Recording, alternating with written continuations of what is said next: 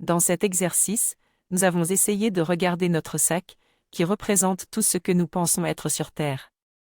Ce sac contient non seulement nos aspects négatifs, mais aussi notre passé avec ses blessures, nos attentes et nos espoirs non réalisés.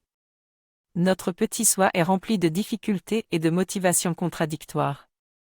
Maintenant, essayons d'imaginer que le guide est venu et a vidé complètement notre sac. Tout est parti, y compris notre passé douloureux et nos attentes pour l'avenir.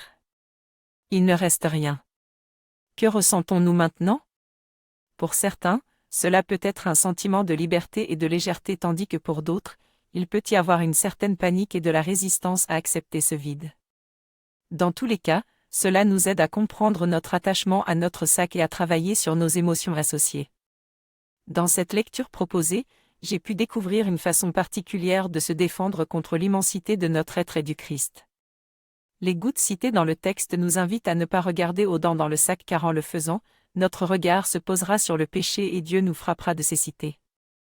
Ainsi, il est important de penser que tout ce qui est dans le sac est absolument abominable pour ne pas être touché par la peur cachée de l'agonie.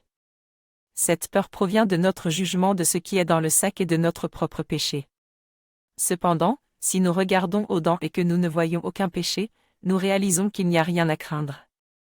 L'ego nous rappelle constamment que le sac est plein, mais il faut comprendre que c'est pour nous maintenir dans la dualité. Nous venons ensemble pour rire de notre façon d'être et de notre façon de remplir le sac.